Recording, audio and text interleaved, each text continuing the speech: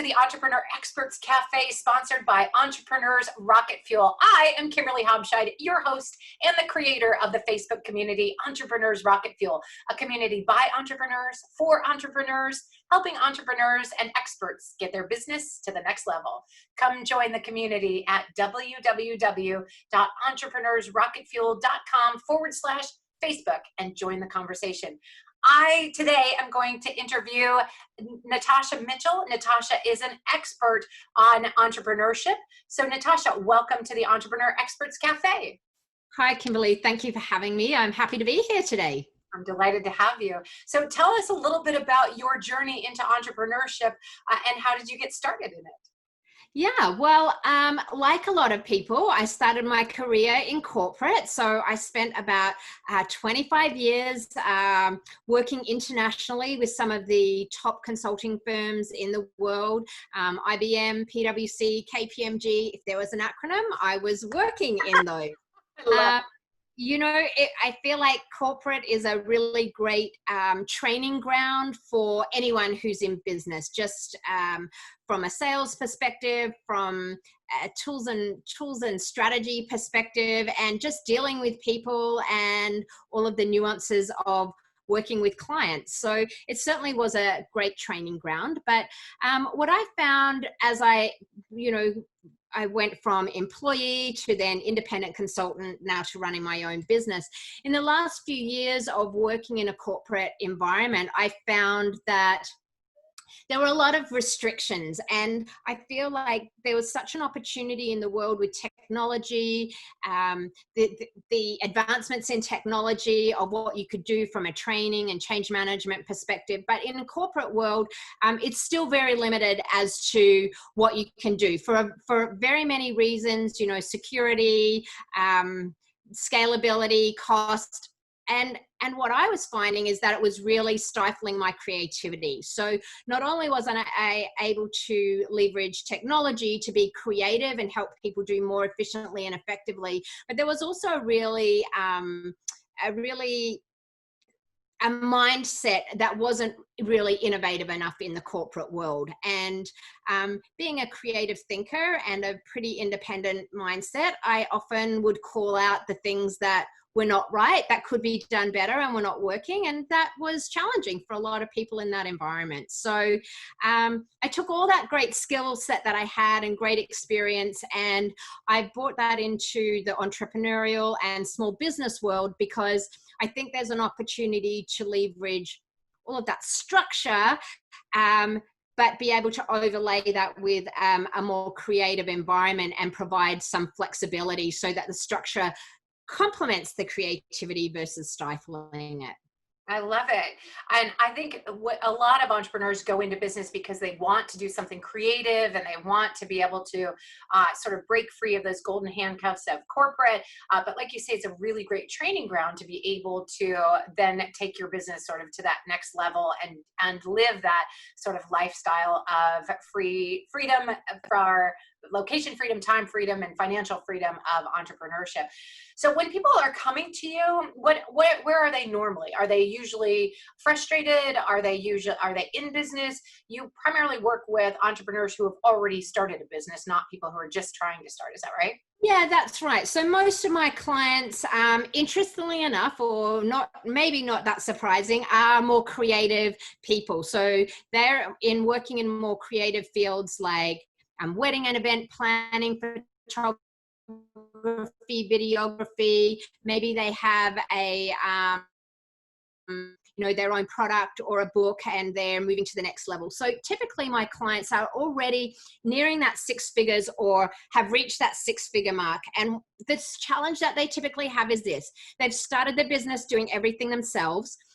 They started the business potentially without much of a plan. They were just doing what they were good at. And then suddenly they had so much business coming to them that they were feeling really overwhelmed. And at that point, they're really needing to do things more efficiently, more effectively. Maybe they need to bring on some team members to help them. And most of all, they've realized that it's not sustainable to run a business by themselves 24/7 for the rest of their life. It's just not going to be fun, and it's not going to let them do what they really wanted to do when they start a business, which is have more fun and freedom. So are you, for me, I really believe that you can't position a business for sale, or you can't go on a cruise if you don't have staff, right? If you don't have either, if you have an outsourced, automated, or delegated a lot of your activities.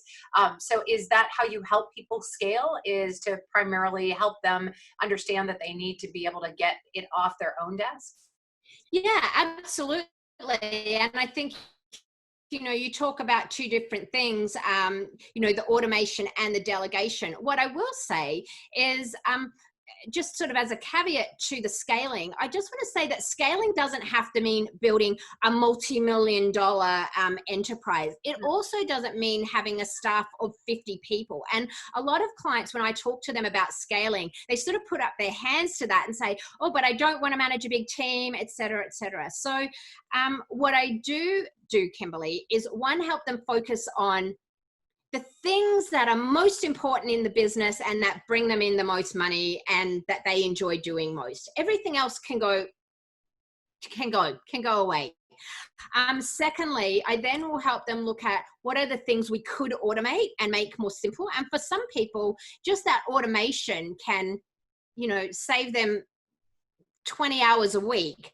And then we look at the delegation, and then this sort of really comes from my corporate world. I really like to look at people's organizational structure and say, what are the things that really need to get done? What are the skills we need to do those things? And then who is the right fit for those particular jobs? And so once we've established that, what we can automate and delegate, then we can kind of dig in underneath and make sure there's also the right processes and procedures that support that automation and delegation activity. I think entrepreneurship often feels like the Wild West, where you sort of go in and you're both guns blazing and you're like, I want to do this. I have a mission and a purpose, and this is what I'm going to do in the world, and this is how I'm going to show up. But then you sort of get stuck in the systematization of that. And it can feel frustrating for an entrepreneur to run it sort of as fast as you can and hit a brick wall because they don't have those systems in place. Is that where you step in and really help people be able to understand what they need to create? Yeah, for sure. I mean, I always start with helping people create their strategy and their plan, right? Yeah. And it quickly becomes apparent when we see what they want to do. And then I start to ask the questions about, well, how many hours a day do you have to work in this business, or do you want to work in the business? And maybe they say 5, and we quickly see that there's 20 hours of work. It's a big wake-up call for people to know that they do need some of that systematization. And if you've already got a lot in place, or you've got a lot in your head, sometimes actually the work there is work in actually documenting those processes and getting them down on paper, and that can feel like a bit of a heavy lift. But the good news is once you've invested that time once, you never have to do that again, or you can do it as you go. And it's not such a heavy lift. So it's amazing to me to see how much more people are able to do once they've got those systems and processes in place. So even if they're a bit resistant at the start, or don't even realize that they need that, as soon as they get that in place, their business is able to skyrocket, and then they're able to have more of that free time that they're looking for as well. I love it. Well, that's, I think, what we're all after, is that lifestyle business, is to create a business that helps people, but also gives us the lifestyle that we want to have, so that we can be drinking Mai Tais on the beach when we have that opportunity again. Exactly. Right. So how can people best reach you? I want to be sure before we go, if people want to work with you directly, because clearly you are an expert in this area, how can they reach out to you and work with you directly? Yeah, all they need to do is go to my website, which is inspireanddrive.com. They can certainly schedule a discovery call with me right there, and I'll dig in more deeply with them to find out where they're at, what are their barriers and problems, and then help map out a plan as to how we move forward to turn things around for them. Fantastic. And then you also have a podcast as well, is that right? I do have a podcast. My podcast is called Your Business Without Borders. It's everywhere where all good podcasts are these days: Spotify, iTunes, Google Play. You can also find it directly on my website.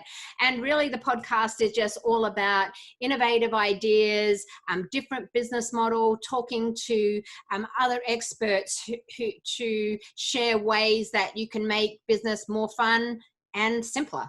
I like that. Fun and simple. Those are my mottos. All right. Well, thank you so much for being here with us today. I definitely appreciate it. I know that you are a busy lady, so carving time out of your schedule to be able to be here with us today was fantastic. I definitely am glad that you were able to do that. But before I let you go, are there any final words you have for our crew?